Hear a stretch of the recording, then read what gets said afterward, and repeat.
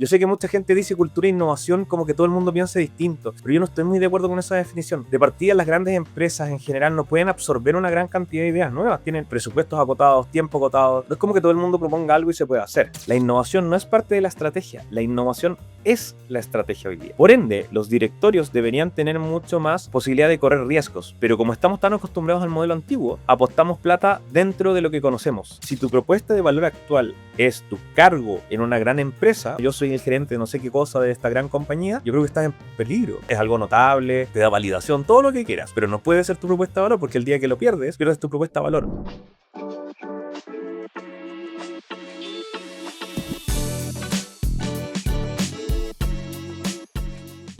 Hola, ¿cómo estás? Soy Pablo Fuenzalía y te doy la bienvenida a Open Mind, el podcast donde las conversaciones abren posibilidades. En este espacio exploraremos el lado más humano de las organizaciones. Nos detenemos a pensar cómo construir culturas más saludables y sostenibles. Cada episodio es una invitación a mirar con otros ojos temas que suelen quedar fuera de la agenda diaria. Desde la ciencia y la experiencia, abrimos preguntas que incomodan, inspiran y habilitan nuevas formas de hacer empresa. Hoy vamos a conversar sobre intraemprendimiento, cómo las empresas pueden fomentar la innovación desde adentro, impulsando sus propios equipos a pensar y actuar como emprendedores. ¿Cómo transformar el talento interno en un motor de cambio? ¿Qué rol juegan la cultura, el liderazgo y la toma de riesgos? ¿Y cómo equilibrar innovación con resultados concretos? Pero antes de comenzar, te invito a seguirnos y activar las notificaciones para no perderte ningún episodio y así seguir aprendiendo junto a nosotros. Te invito a quedarte. ¿Cómo innovar desde dentro para transformar la empresa? Hoy me acompaña una de las voces más influyentes en innovación y emprendimiento en Chile, Tadashi Takaoka Kakeo. Es ingeniero civil industrial, magíster en gestión de operaciones de la Universidad de Chile, con una trayectoria única que combina la academia, la empresa privada, el sector público y el emprendimiento. ¿Qué mejor? Fue gerente de emprendimiento en Corfo, liderando la estrategia nacional para impulsar startups e innovación en el país. Como gerente general de Social Lab Chile, integró la innovación social y empresarial para resolver problemas reales con impacto. Ha dirigido aceleradoras como Magical Startups, ha sido fundador de Startups, consultor, mentor y profesor universitario en materias de innovación, intraemprendimiento y modelo de negocio. Actualmente es director de Metro de Santiago y participa en directorios como Fundación Generación Empresarial y GAT Black. Tadashi ha estudiado y ejecutado la innovación desde 5 frentes distintos: consultor, gerente general, emprendedor, académico y líder de aceleradoras. Por eso lo invité a Open Mind, para entender cómo las empresas pueden activar la innovación desde adentro, desarrollando a sus equipos para que se conviertan en verdaderos intraemprendedores. Gracias por estar con nosotros en Open Mind, Tadashi, y gracias por aceptar esta invitación particular a quien conozco no tan de cerca como quisiera. ¿Cómo estás? Bien, pues Pablo, oye, un gusto estar acá, muchas gracias por esa intro y feliz de que conversemos sobre intraemprendimiento, un tema que yo creo que se va a poner muy en boga. Buenísimo. Entonces partamos con una buena definición. ¿Qué es el intraemprendimiento? ¿Qué lo diferencia de la innovación tradicional desde dentro de la empresa? Claro, lo que pasa es que cuando tú haces innovación pueden ser equipos que llevan proyectos tal cual cualquier otro, pero en un intraemprendimiento es cuando tú haces una especie de founder o fundador interno dentro de la organización. Le pasas un desafío y esa persona trae una respuesta a ese desafío y lo desarrolla dentro de la organización. Es literalmente, como dicen, un emprendimiento, pero dentro de las paredes de una corporación. Por eso es que es un modelo que se utiliza harto, sobre todo para rescatar aquel talento que no le gusta mucho repetir los procesos, no le gusta mucho estar pegado en el día a día en lo mismo, pero que tiene potencial porque puede hacer cosas que tengan mayor impacto, pero con mayor riesgo. Hoy día el intraemprendimiento es una de las herramientas más fuertes para poder generar no solo mejores resultados en innovación, sino que también ocupar talento que no siempre calza en la organización bajo la estructura con la que trabaja. Buenísimo, súper clarito. Y bajo esa misma perspectiva de lo que tú planteas, ¿un intraemprendedor interno trae sus propias ideas o es la organización la que le provee ideas para que las desarrolle? Hay distintas variantes. En el caso del intraemprendimiento, puede ser una idea que desarrolla el mismo intraemprendedor con un equipo, o puede ser algo que desde la compañía le pasen. De hecho, cuando es al revés, es cuando puede darse también el caso donde es una idea interna de la organización, pero traen un emprendedor externo. En ese caso, más que intraemprendimiento, se le llama company builder, que es la lógica detrás de compañías que traen una persona externa. Cuando esa persona es interna, se convierte en intraemprendimiento.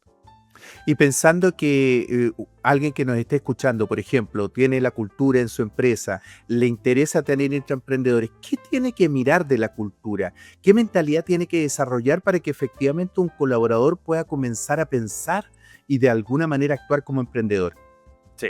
Mira, la primera pega parte, o el primer trabajo parte desde una definición clara de lo que es innovación para la organización. Esto, más que filosofía, tiene que ver con cómo uno arma la estrategia, ¿ya? Entonces, partamos desde arriba. La estrategia, al final, la forma fácil de definirlo es una hipótesis de cómo vas a ser el líder de tu industria.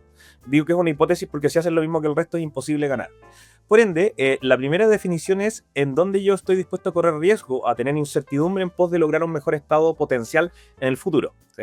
Y eso define, dependiendo del tipo de organización en el que estés, qué tipo de riesgo quieres correr y qué tipo de innovaciones quieres hacer. Una vez que tienes eso claro, defines más o menos el perfil de personas que requerirías. Para ser franco, a mí no me gusta el modelo donde hay un intraemprendedor por proyecto. Me gustan al menos las duplas, donde uno es más técnico y el otro es más comercial. Entonces, si yo tengo, por ejemplo, hace poco me tocó hacerlo en una compañía de seguros acá en Chile, cuando armamos el modelo les decía, mira, alguien tiene que entender muy bien de los seguros, pero alguien tiene que ser muy conocedor del cliente final y cómo podría llegar a ellos. Entonces, esa lógica de duplas es la segunda necesaria, es entender en la cultura de la organización, desde la bajada de la innovación, quiénes son las personas correctas para poder ejecutar este tipo de cosas. ¿Qué son esas personas correctas? Son aquellos que se nota que hacen más de la pega diaria porque sienten realmente un interés en pos del cliente, porque sienten que realmente quieren hacer más y porque tienen hambre por crecer. Y la tercera capa importante acá es entender lo que se define como cultura de innovación para la compañía. Yo sé que mucha gente dice cultura de innovación como que todo el mundo piensa distinto, pero yo no estoy muy de acuerdo con esa definición. O sea, de partida las grandes empresas en general no pueden absorber una gran cantidad de ideas nuevas, tienen presupuestos acotados, tiempo acotado, no es como que todo el mundo proponga algo y se pueda hacer. Lo que sí puedes hacer es hacer que un grupo reducido o acotado con ciertas características innove o busque innovar y que el resto no le tranque la pelota, porque el resto le dé las reuniones, le pase los datos cuando hay que hacerlos, que entienda que si bien no es una urgencia el proyecto que están haciendo porque hay otras cosas más urgentes, sí es importante y por ende hay que prestarle cierta atención. Entonces, toda esta conjunción entre la lógica de lo que es la innovación, los proyectos que salen entre medio, las duplas que ejecutan esto como intraemprendedores, duplas según como yo lo veo, y la cancha, cómo se mueve esta lógica de la cultura de innovación, es lo relevante. La forma más fácil de acordarse es como la hípica. Tú necesitas un buen jinete, un buen proyecto y un buen intraemprendedor. Están puestos los efectos ahí con el dedito. Necesitas también un buen caballo, un buen proyecto dentro de la lógica, pero necesitas también un buen terreno, porque si no el caballo se puede fracturar si se va toda la vez. Entonces esa lógica también es importante, esa conjunción es lo que tiene el efecto positivo. Ahora, ahí yo entiendo que de alguna manera el terreno que tú pones es la cultura. Sí. Y tú que tienes tanta, de alguna manera, expertise y que has participado tanto en esto, ¿cuáles son los errores más importantes que la gente comete a nivel cultural? Y que finalmente, teniendo un buen jinete, teniendo eventualmente un buen caballo, no logran generar el terreno o se empiezan a producir inconscientemente, me imagino que trabas Sí. fuertes, zancadillas. Hay algunos más explícitos y hay algunos más difíciles de detectar. Uno de los más explícitos, por ejemplo, es cuando tú no tienes un proceso de innovación. Le dices a la gente como, oye, sácate este proyecto adelante y dale, y la gente no entiende que la razón de por qué existen herramientas de innovación es porque no son las mismas que se aplican en los proyectos tradicionales. No es que la innovación sea mejor que los proyectos tradicionales, simplemente son distintos. Entonces, cuando uno define que algo es un proyecto de innovación es porque tiene incertidumbre en el modelo de negocios, no sabes cuál va a funcionar. No podéis sacarle el ban porque no sabéis cuáles son los flujos futuros.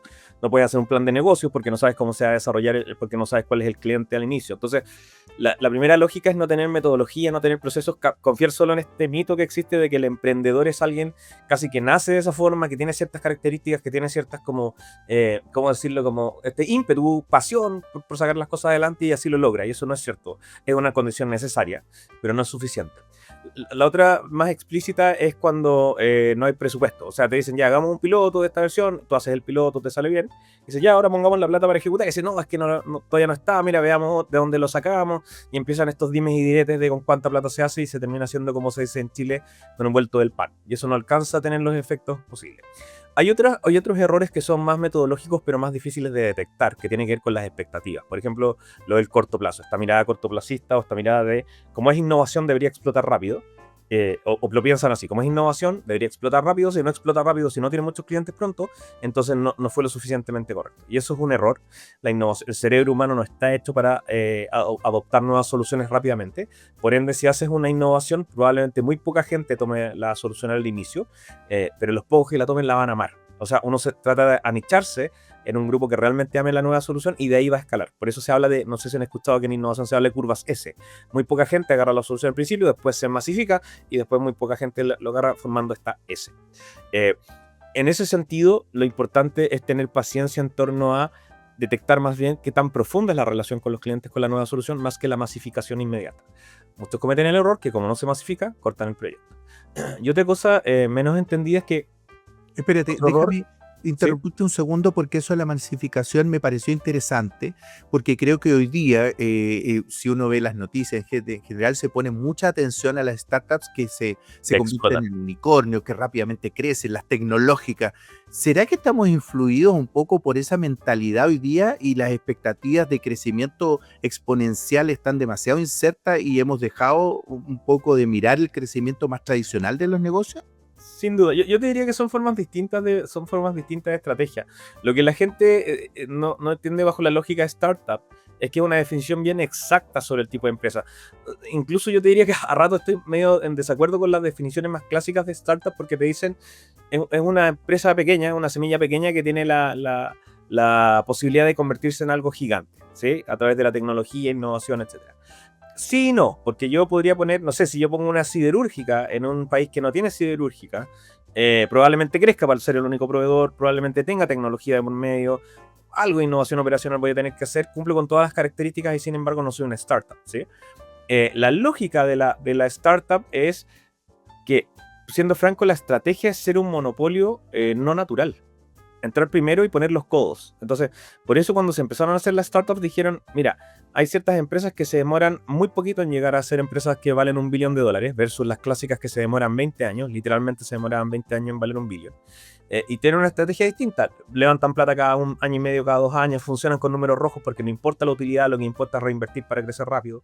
Y eso provocó que muchas de las empresas y muchas de las lógicas de la innovación se asociaran 100% con las startups, lo cual no es cierto. De hecho, cuando tú miras la cantidad de empresas en el mundo que son realmente startups, es como un 5%. La lógica que no se entiende de este crecimiento de las startups es que cuando creces a esa velocidad corres mucho peligro, pero también tiene un valor. ¿Sí? La gente les dice, oye, vende humo o no es forma. No, si efectivamente causa un valor en la sociedad. Lo que se ha estudiado es que estas startups lo que hacen es que causan un impacto tal que transforman las industrias para mejor, dan mejores productos y servicios a la comunidad. Pero no es la única forma de hacer empresa. O sea, tú puedes hacer una pyme que sea innovadora, que crezca, incluso puedes hacerte millonario con una pyme que sea innovadora y que no sea una startup. Por eso la lógica del crecimiento, la lógica de intraemprender, la lógica de ser emprendedor, hoy día tiene que ser cuestionada, porque es una lógica bien nueva, para ser franco. La lógica de lo que vemos hoy día de innovación desde los años 80, 90, máximo 70 para atrás, y Chile y Latinoamérica en general fue súper silicon-vaniano, de Silicon Valley el modelo, pero no es el único que existe. Alemania y Europa en general usan un modelo distinto. Hoy día tenemos que seguir cuestionando lo que es crear valor a través de estos modelos. Perfecto. Yo quiero poner atención en algo que tú dijiste y que tiene que ver, lo primero que me queda claro, justamente que tenemos en el mindset, suena tanto a startups que todos lo llevamos a ese modelo y claramente no lo es. Me queda clarísimo y estoy plenamente de acuerdo contigo. O sea, de hecho, hace poco creo que yo comprendí exactamente lo que era una startup, como tal, como tú la describiste. Pero me gustaría poner la atención en lo siguiente, como si profundizáramos. ¿Cómo se maneja en general el miedo al error y la pérdida de recursos en este proceso de innovación interna? ¿Qué sugerirías tú? ¿Qué es lo que has visto? Mira, un tema de estos errores no obvios que comentaba es que siempre te dicen, mira, si el gerente o la gerente general no está a caballo con el tema de innovación, no va a pasar nada. Pero lo que yo aprendí cuando entré a directorio es el que le da la cancha de que tan ampliamente puede jugar un gerente general, es el directorio. Entonces, lo que pasa es que si tú miras el diseño de los directorios, yo hoy día estoy cuestionando eso también. hay gente que está muy de acuerdo, hay gente que está muy en desacuerdo. Los directorios tienen una lógica muy vigilante. Los directorios al final son una especie de supervisión adulta. Son una lógica de decir, oye, no nos mandemos un error tan grande que nos cueste la compañía o no hagamos una cuestión que sea una estafa de por medio. Por ende, tiene revisiones muy ajustadas a no salirse del statu quo, de correr riesgos controlados, etcétera, etcétera. Con lo cual yo en parte estoy de acuerdo. O sea, no es que me parezca mal la vigilancia, pero cuando la gran parte del directorio se vuelve vigilancia por herencia, de como lo hemos hecho culturalmente, porque la regulación, sobre todo en Chile, es súper fuerte al respecto, y un montón de etcéteras, yo creo que se vuelve un peligro para la innovación. Innovar no es un fin en sí mismo. Innovar, no es que tengamos que innovar porque suena cool o porque es la moda. Innovar es la forma en la cual recorremos estos caminos de incertidumbre, como decía, con la definición de estrategia. En ese sentido, y esto no es una frase mía, sino que sale de un libro que se llama Tu estrategia necesita una estrategia. Al ser una hipótesis de lo que me podría poner como líder, la innovación no es parte de la estrategia. La innovación es la estrategia hoy día. Por ende, los directorios deberían tener mucho más posibilidad de correr riesgos. Pero como estamos tan acostumbrados al modelo antiguo, apostamos plata dentro de lo que conocemos, dentro de lo que estamos dispuestos a sufrir como caída, y no estamos dispuestos a sufrir muchas caídas. Y eso provoca que los sueños sean pequeños dentro de lo que es la innovación. Yo creo que muy pocas empresas en Latinoamérica, grandes compañías en Latinoamérica, hacen innovación que realmente transforme industria. De hecho, hagan un ejercicio en sus casas. Piensen, y esto es algo que a mí me tiene muy preocupado, piensen en los gerentes o gerentas generales de grandes compañías, empresas más grandes que están en, no sé, piensen en la banca, por ponerle un ejemplo muy particular. ¿Han escuchado a algún gerente general mandar un mensaje de cuál es el siguiente salto de la industria? Es imposible adivinar cuál es el siguiente salto de la industria. Se vuelve una especie de post-verdad. Tú diseñas un futuro y luchas con uñas y dientes para construirlo. Pero ¿han visto a alguien un gerente general que esté transformando una industria, que esté mirando la industria diciendo esto creo que va a cambiar y vamos a empezar a apostar en esa dirección? Yo creo que hay muy pocas empresas que realmente lo hacen. ¿Y por qué lo estoy diciendo? Porque ligado a tu pregunta, los recursos al final se limitan. Porque como no hay un sueño grande, como no hay una sensación de que el mundo está cambiando en cierta dirección con la suficiente velocidad como para ponerme en amenaza, apuesto por cosas, mejoras continuas, y eso requiere mucho menos inversión, y si no da resultados rápidos, dejo de poner plata. Por eso es que las startups ganan terreno con respecto a las grandes empresas. Incluso algunas empresas grandes están cayendo frente a startups, porque la lógica de cómo abordan este tema es distinto, y los intraemprendedores en esta lógica deberían poder abrir un espacio un poquito más interesante. Entonces, al final del día, lo importante es entender que en mi experiencia como consultor, como intraemprendedor y en todos los puestos que he jugado, nunca me ha pasado que un proyecto se caiga por falta de tecnología, que me digan, oye, esta tecnología no existe todavía. Nunca me ha pasado eso. Siempre es por temas culturales y por temas políticos entendiéndolo como el lobby interno, qué tan dispuestos están a correr riesgos. Yo diría que la mitad del trabajo de un consultor o más, o de un intraemprendedor incluso, es manejar la política interna de la compañía, mantener la fe de que la innovación puede llegar a algo más grande. Entonces, si te escucho bien en todo lo que estás planteando, veo que hay dos cosas muy relevantes. Uno, la capacidad de ejercer liderazgo de la persona que está innovando y que le ponemos para poder llevar y sostener las conversaciones, poder manejar los eventos políticos que tenga que hacer. Por otro lado, en realidad son tres cosas, porque veo también el gerente general y la capacidad realmente de inspirar un proyecto de futuro grande que permita que las personas puedan conectarse con el futuro de una manera no tradicional y por lo tanto aspirar a más para innovar. Sí. Y tercero, la relación que existe entre el directorio y la innovación. Cuánto realmente facilitan la innovación interna y cuánto simplemente se quedan en el rol más fiscalizador y como de grande. ¿Mm? Sí, no, sin duda. Y de hecho yo te diría que hay un factor que no sé si se ha jugado tan bien dentro de esta lógica, que uno a nivel lógico puede entender esto de que, oye, si no innovamos, nos van a disrumpir y todo lo que sea al respecto. Yo creo que ya nadie pone en duda lo importante de la innovación. El tema es por qué innovar, dado que lo que la gente no percibe a veces es que cuando uno le dan una información que contradice lo que uno está haciendo, uno hace la apuesta de que a uno no le va a tocar. Si yo fumara, no fumo porque quiero que me dé cáncer. Fumo porque estoy apostando a que puedo mantener mi vicio sin que me toque.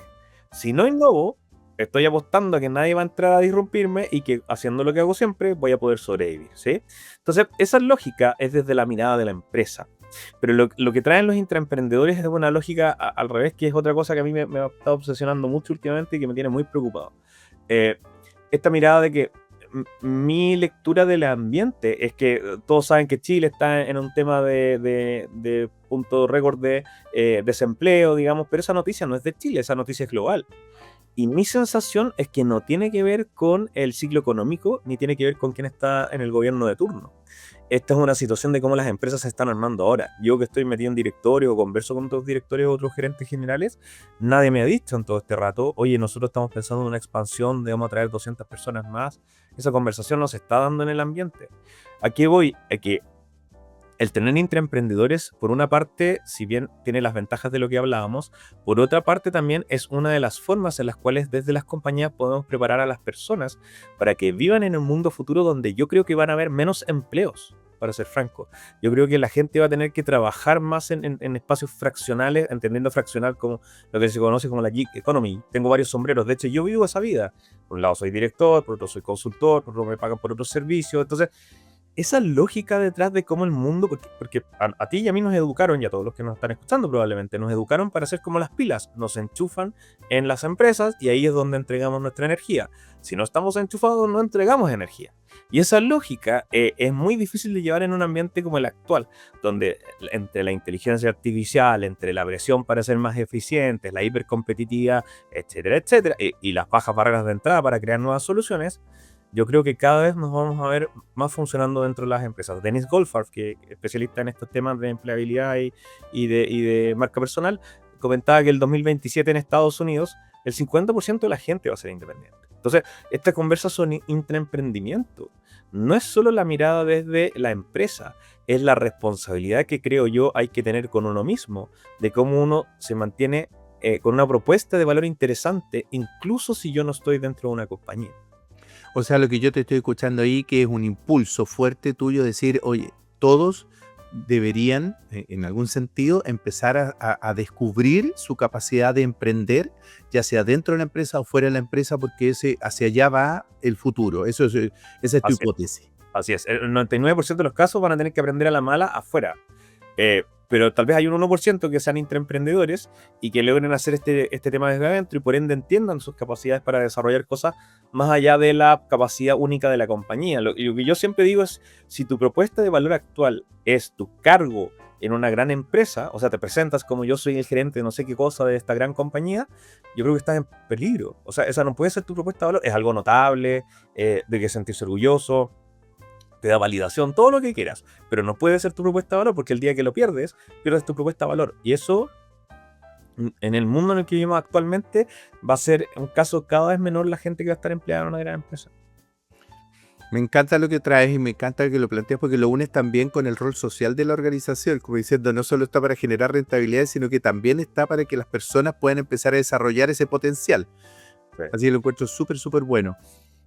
Te quiero llevar a lo siguiente, mira, te quiero pedir lo siguiente, que traigas alguna idea, alguna empresa con la cual tú digas, wow, aquí realmente esto funcionó muy bien, el intraemprendimiento funcionó bien, pero más que contarnos de la empresa en sí, que nos cuentes cuáles fueron los 2 o 3 habilitadores más relevantes, que puede ser algo de lo que hemos conversado, pero que tú digas, mira, aquí funcionó por esto, de acuerdo a tu visión. Sí, mira, hay no sé si puedo nombrar a la empresa, pero a mí sí, en general me gusta mucho Copec, porque creo que hizo 3 cosas muy bien. El primero es que la edición de Arturo Nodato y el directorio de esta mirada de futuro es de las pocas empresas que yo creo que la ha hecho. Copec, para los que no conozcan, tal vez no son de Chile, esta empresa de benzina, digamos, de combustible, dijo, oye, en el futuro esto de que alguien vaya a un lugar físico a cargar benzina, aunque sea electricidad en el futuro, o sea, no creo que vayan a un lugar físico a todos a juntarse. Lo van a hacer en sus casas o en puntos sueltos a través de la ciudad o en el camino. Entonces, lo que dijeron al final fue, este negocio va a morir. Hay que apostarle más o menos que tan rápido, porque no se trata de cerrar todas las bombas de benzina, se trata de entender más o menos a qué velocidad hay que hacer el cambio. Pero eso los llevó a tomar decisiones como, por ejemplo, hace poco compraron una empresa de hamburguesas. ¿Qué diablos tiene que hacer una empresa de bencinera comprando una empresa de hamburguesas? Y justamente es porque entendieron que el negocio del retail les funcionaba, pero tenían expertise en eso, pero podían ir en otra línea. Entonces, me parece primero que hicieron muy bien este tema de la visión. Segundo, es la velocidad que tienen de caer desde esa visión a la cancha. Me junté por un tema de que quería aprender más sobre la lógica de tecnología más y no. Yo no tengo ninguna relación con Copec, así que no es una publicidad gratuita que lo estoy haciendo. ¿Ah? Pero sí me junté con el CTO para conversar de en qué momento pasaban de la innovación del piloto al proyecto más grande. Me dijeron, ¿sabes que esta compañía es bien rara? Porque acá se juntan el gerente general con el directorio a hablar de cuál es el siguiente salto, lo aprueban y baja el tiro con presupuesto y todo. Entonces hacen muy bien eso de empaquetar el barquito que le van a mandar hacia el infinito a probar si es que encuentran tierra más adelante. Y nos empieza una discusión ya, pero te voy a mandar un ratito, pero después mira para atrás y te voy a pasar un poquito de plata. Pero no, chao, acá está la plata, acá están los datos, acá está todo. Anda. Y si no llegaste es porque en realidad no había nada. Pero si hay algo, vamos a ser los primeros en poner el pie ahí. Entonces, esa agresividad con la que se metieron al negocio, a mí me han visto números por distintos lados. El que más suena es que han invertido más o menos 1.500 millones de dólares en innovación en los últimos 10 años. Me parece un número bastante relevante dentro del punto de vista no solo del tamaño para Chile, sino que en general para las industrias en Latinoamérica. Y el tercer tema, creo que han armado muy bien el talento y el espacio que le dan para trabajar a estos intraemprendedores. No sé si saben, pero Copec tiene un espacio que es un garage, literalmente se llama garage, porque es un espacio en el cual, fuera de la compañía, con sus propias áreas de finanzas, sus propios temas, funcionan a una velocidad cultural distinta. Para la mayoría de las compañías es difícil hacer eso porque requiere mucho más presupuesto, pero sobre todo mucho más fe. Y eso es Copec Garage, donde tienen fondos de Corporate Venture Capital que se relacionan con Silicon Valley directamente con San Francisco. Es una lógica bien agresiva frente al tema. Entonces, me gusta porque es un caso no solo de que el contexto hace que funcione mejor, sino que ha demostrado que te da el liderazgo en el mediano y largo plazo cuando apuestas con esa agresividad, obviamente en un espacio súper profesional y súper con visión de qué es lo que puede funcionar. Clarito el ejemplo, me encantó, súper bueno. Incluso a mí me pasa que se me prenden ampolletas de qué puedo hacer yo en mis propias empresas, etcétera. Me parece súper interesante. Me encantó lo del tema del garage, tener un lugar así como el taller donde se va a innovar y que además me gustó lo que dijiste, que tiene una velocidad cultural distinta. Es decir, como que ahí la cultura se acelera y permite un grado de funcionamiento completamente diferente. Vamos a parar un segundo y vamos a asumir que quienes nos están escuchando quieren partir con esto de la innovación, les hizo sentido, les explotó la cabeza, quieren hacer cosas distintas. Entonces, ¿por dónde deberían empezar? Sí, la gente piensa que se parte teniendo buenas ideas, y eso es un error. El primer mensaje es buenas ideas. Buenas ideas. El primer mensaje es no partan por las ideas. Traten de abstraerse lo más posible en decir esto es lo que va a funcionar. La primera tarea es comentar cuáles son los desafíos que está enfrentando tu industria, entender bien y ver qué cosas estamos viendo en el entorno que el resto tal vez no está viendo.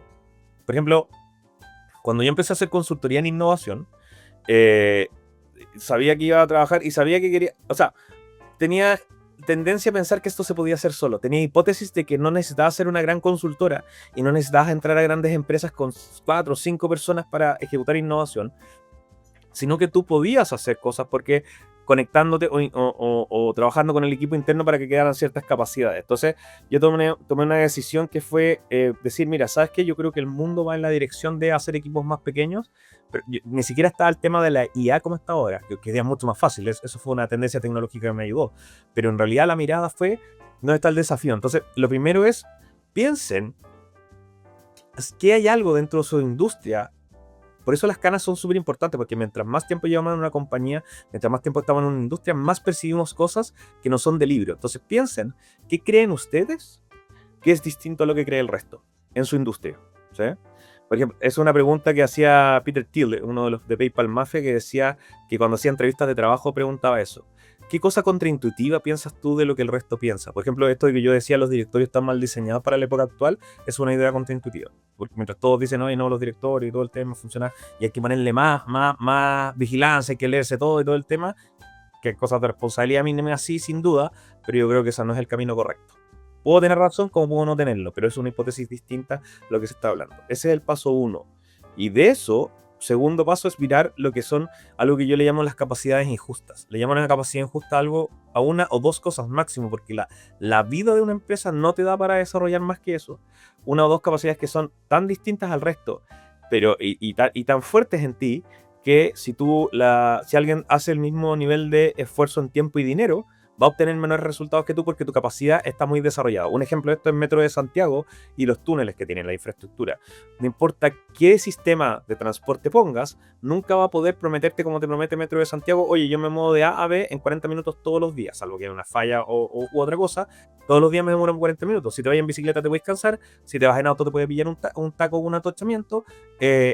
Esto es una capacidad muy propia de Metro y es incopiable, ¿se entiende? Entonces, lo mismo pasa con sus compañías. Piensen qué cosas han desarrollado o qué cosas van a desarrollar en el futuro, si están partiendo, una o dos cosas que van a ser muy injustas con respecto al resto. Cuando yo decidí emprender también me apalanqué en que tenía muchos seguidores en redes sociales. Entonces, siempre cuento esta historia. Cuando alguien sale a vender o quiere lanzar un nuevo servicio, una consultora, por ejemplo, que quiere lanzar un nuevo servicio, tiene que hacer un desayuno o un evento, tiene que gastarse plata en el evento, empezar a llamar para confirmar a los invitados, hacer la presentación para el evento, después empezar a tratar de generar otras reuniones para hacerle continuidad. ¿Qué tengo que hacer yo? Subir una historia en Instagram. Y es todo lo que tengo que hacer, o postearlo en LinkedIn. Y mucha gente lo va a ver simultáneamente. Entonces, ese tipo de cosas son ventajas injustas con respecto a la competencia. ¿Por qué esa combinación? Porque la innovación nace en la combinación de las necesidades, aquello que yo tengo que resolver, que vale la pena resolver, las capacidades, y en qué soy muy bueno, y las tendencias hacia dónde va el mundo. Y esa conjunción es lo que da inicio a la innovación.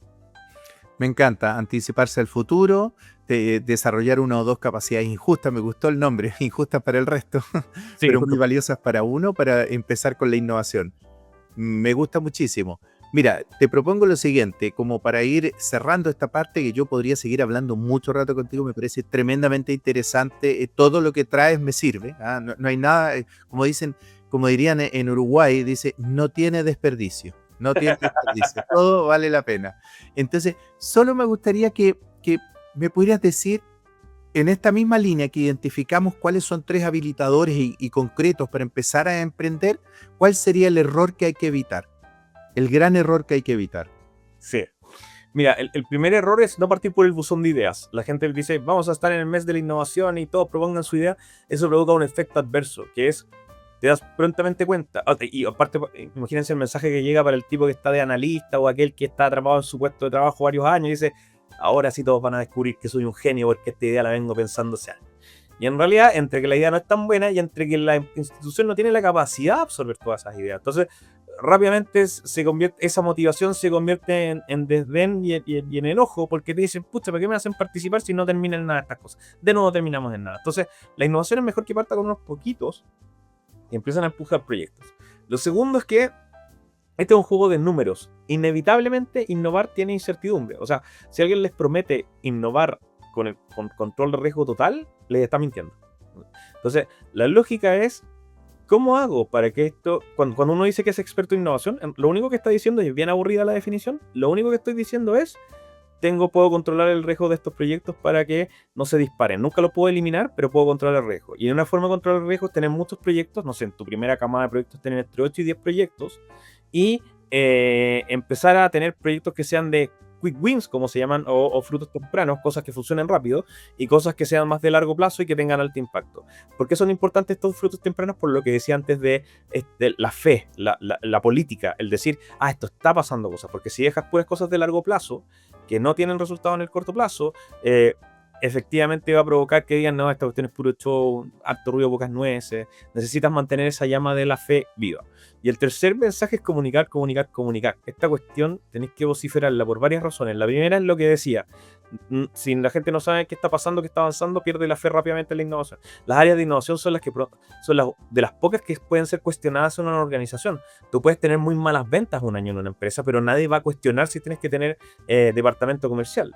Tú puedes tener no sé, no alcanzó bien el presupuesto, pero nadie va a poner en telejuicio que tiene que haber una gerencia de presupuesto, de control de riesgo, etcétera, etcétera. Pero la innovación sí, siempre está en duda si tiene que existir. Por ende, comunicar permite entender en qué está, pero también permite entender hacia afuera qué imagen te armas, porque si no tienes esta imagen de empresa innovadora, pierdes ciertas ventajas de que se te acerque talento, se te acerquen startups a proponer cosas. Ser una empresa donde es bueno trabajar es distinto de ser una empresa que es conocida porque tiene buenos productos o servicios, y es distinto de ser una empresa que es conocida por innovar. Entonces, errores comunes, recapitulando, es partir por las ideas, por el buzón de ideas, terrible idea. El segundo error tiene que ver con cómo tú haces la lógica detrás de no armar un proceso, no armar un sistema, ¿cómo haces que todo esto no se organice interiormente dentro de este conjunto? Y el tercer tema tiene que ver con no comunicar, el no poder hacer que quedarse callado, porque hagámoslo callado, cuando saquemos resultados lo mostramos, eso puede provocar un coletazo, puede provocar que culturalmente no funcione. Hay que poner foco en el progreso, ir mostrando el progreso de cada etapa, pareciera.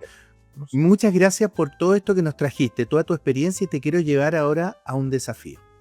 Vamos a pasar a un espacio más informal, pero no menos valioso. Lo llamamos Insight de Pasillo. No todo lo que transforma se aprende en los libros. A veces una frase, un consejo, una práctica sencilla escuchada al pasar puede marcar la diferencia en cómo lideramos o trabajamos. Desde esta perspectiva, entonces, como Insight de Pasillo, Tadashi, ¿qué herramienta, frase o hábito, uno solo, crees que cambió tu manera de acompañar a las personas o empresas en procesos de innovación y que todos deberían conocer? Algo que me ayudó mucho fue entender lo que eran los trabajos de las personas. Hay una teoría de que todos resolvemos 4 tipos de trabajos cuando consumimos productos o servicios. No voy a hablar mucho del cuarto es asistencia en la compra. Eso, si te compras un auto, tu familia tiene algo que decir al respecto, pero influye en la compra. Pero hablemos del trabajo funcional, emocional y social.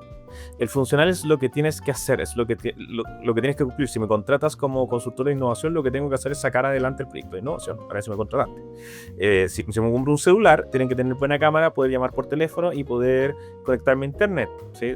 Si voy a una universidad, me tienen que dar un título que esté validado y que ojalá me dé mejor empleabilidad. Se supone que me va a dar mejor empleabilidad. Eso es el trabajo funcional, ¿sí? Pero eso no es la razón por la que la gente te compra. Si fuera así, todos estudiaremos en la universidad que nos queda más cerca de la casa o la más barata, por comodidad. La razón de por qué consumimos un producto o servicio es por el trabajo emocional, cómo nos sentimos con ese producto o servicio, el trabajo social, cómo nos vemos con ese producto o servicio. ¿Por qué es importante la innovación y también en la empleabilidad de uno mismo? Porque empezamos a interpretar a la gente más allá de lo que tengo que cumplir. Si yo me presento a una entrevista de trabajo y digo, oiga, yo sé hacer este trabajo, yo soy muy bueno porque hice este trabajo antes. Ok, puede ser una buena carta de presentación hasta cierto punto nomás, porque los otros competidores que tienen, los otros que vinieron a la entrevista, también hicieron ese trabajo antes, su gran mayoría, si no, no se estarían presentando en esta entrevista de trabajo. Por ende, no se elige así. Saber interpretar ese trabajo emocional, qué es lo que la gente quiere sentir cuando consume tu producto o servicio, o el trabajo social, cómo se quiere ver cuando consume tu producto o servicio, es clave para la venta y es clave para la correcta ejecución de temas en innovación. Buenísimo, clarito, me encantó justamente la experiencia interna. ¿Qué es lo que generas hacia el otro con la experiencia interna? Vamos a ir a otra sección. Se llama Una pregunta que me persigue. Las grandes transformaciones no siempre empiezan con respuestas, sino con buenas preguntas. En esta sección te pido que compartas con nosotros una de esas preguntas que te acompaña, que te desafía o que siempre vuelve. Entonces, ¿cuál es esa pregunta que te persigue en tu camino profesional o personal? Yo te diría que uno que me está torturando mucho últimamente es justamente como el trabajo del futuro. O sea, lo que hablaba antes, ¿qué es realmente qué es prepararse para el trabajo del futuro? O sea, mi intuición me dice que en el futuro el conocimiento técnico va a tener cada vez menos valor. El día de mañana, llevándolo al extremo, yo me voy a poner unos lentes que van a estar conectados allá y voy a poder reparar mi auto, porque lo voy a mirar y me va a decir, mira, levanta este cable, no, mira, el problema está acá, cambia esta pieza, se compra acá, listo, ya la pedí. El ser mecánico o ser, no sé, abogado tal vez, no tengo idea, voy a poder tener conocimiento técnico sin necesidad de manejar el tema al dedillo, sino que voy a hacer un instrumento para una IA que pueda ejecutar. Por ende, la pregunta de fondo es, ¿qué sí va a ser valioso? Mi intuición, la cual no puedo probar hoy día porque es muy temprana en la época de IA, pero va a cambiar rápido, es que va a ser la capacidad de entender bien lo que quiero resolver, hacer la pregunta. Muchos de nosotros lo hemos vivido cuando empezamos a usar los prompts en la IA. Aprendimos que no sabíamos preguntar. Y nos hemos ido deformando un poquito para hacer, pero yo creo que estamos todavía en los primeros pasos. Entonces, la pregunta que me tortura es, ¿qué mundo van a enfrentar mis hijos? Mi hija mayor tiene 19, pero el chico tiene 4. Incluso creo que la de 19 va a enfrentar un mundo que yo no enfrenté. Y por ende, decirle, estudie para que vaya a buscar un trabajo en una empresa grande, no creo que haga sentido. De hecho, incluso decirle para una startup que contratan más gente, no sé si va a hacer sentido tampoco. Entonces, hoy día es una respuesta: ¿qué es el trabajo del futuro? ¿A qué nos vamos a dedicar? ¿Qué significa ser exitoso en el mundo del trabajo en el futuro? Yo creo que es una pregunta sin respuesta hoy. Me encanta tu pregunta. Yo la acoto de repente a los negocios mismos que yo tengo, las empresas, y hago la pregunta justamente: en 2 años más no vamos a estar haciendo lo que hacemos hoy día. ¿Qué vamos a estar haciendo? Como una gran pregunta. Muchas gracias por eso. Y vamos a la última sección que dice Cadena Abierta. Este podcast busca construir una comunidad de ideas, de propósito y de experiencias compartidas. Esa es la idea. Por eso en esta última sección, que llamamos Cadena Abierta, le pedimos a cada invitado que se convierta en un puente, que nos ayude a imaginar las próximas conversaciones que podríamos tener. Desde esa perspectiva, ¿a quién te gustaría que nosotros invitemos a Open Mind para seguir explorando estos temas? ¿Y qué pregunta te gustaría que le hiciéramos? Sí. Mira, a mí, bueno, no sé quiénes han estado antes, pero me la voy a jugar por Rodrigo Sá, que creo que tú lo conoces y todo el tema. Sí. Él me gusta por 2 razones. Uno es que has valientemente migrado entre distintos temas. De hecho, partimos juntos en innovación, pero él después migró a felicidad y migró hacia, no sabría darle el título técnico, pero migró a temas de liderazgo, digamos, positivo, liderazgo no tóxico, etcétera, etcétera. Debe tener un nombre más técnico lo que estoy diciendo. Entonces me gusta mucho que ese popurrí de conocimiento le da una mirada muy distinta a lo que percibimos en el resto.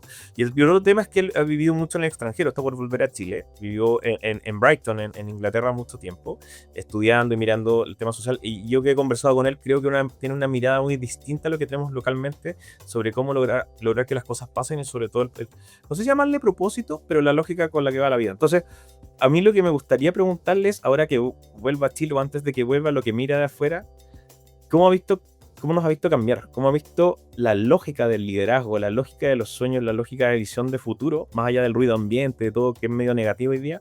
¿Qué es lo que ves sobre eso? Eso me parece interesante de una persona que ha obtenido esos matices y que ha tenido la oportunidad de vivir afuera, por suerte. Excelente, súper buen invitado, lo vamos a considerar de todas maneras. Y ahora, cuéntanos un poco, si los oyentes quisieran ponerse en contacto contigo, saber más sobre tu trabajo, ¿cuál es la mejor forma de hacerlo? Sí. Pero una de las ventajas de tener nombres raros es que uno lo encuentra al tiro. Entonces, me ponen en LinkedIn o en Instagram, me va a encontrar inmediatamente, y siempre escribo sobre temas de innovación, así que usar una muy buena forma a través de redes sociales. Y si no, mi apellido Takaoka, fui el primer Takaoka del mundo que se hizo un Gmail, así que soy takaoka@gmail.com, si es que me quieren escribir directamente. Buenísimo. Tadashi, 1.000.000 de gracias por estar aquí con nosotros. La verdad que una conversación en la cual yo seguiría conversando muchísimo. Creo que dejaste más puertas abiertas que cerradas, pero nos diste ciertos lineamientos para poder empezar a mirar el intraemprendimiento, y me quedo yo sobre todo con la idea de: pareciera que el mundo va a que todos necesitamos desarrollar nuestra capacidad de emprendimiento, que es mucho más allá de la innovación. Así que muchas gracias por estar con nosotros. Fue un placer hablar contigo. Mucho éxito de todas maneras. Eso fue todo por hoy en Open Mind, el podcast donde las conversaciones abren posibilidades. Gracias por acompañarnos en este espacio que busca repensar la forma en que trabajamos, lideramos y habitamos las organizaciones. Si esta conversación te movió una idea, una emoción, una nueva posibilidad, o como a mí, te explotó la cabeza, compártela. Y si quieres seguir explorando estos temas, te invito a seguirnos y activar las notificaciones. Así no te pierdes ningún episodio y seguimos pensando juntos. Nos escuchamos en la próxima. Adiós y gracias.